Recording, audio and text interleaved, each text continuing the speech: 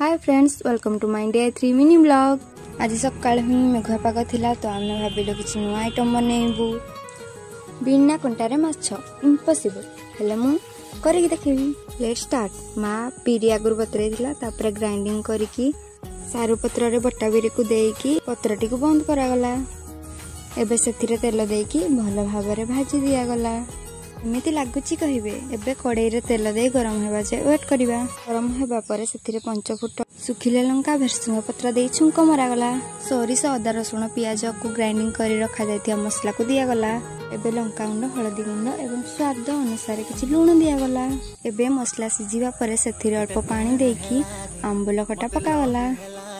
एबे हमर कंटा नथिया माछ को पीस पीस करी कटा गला। एबे हमर फिश माछ को तरकारी रे छाड़ी देबा।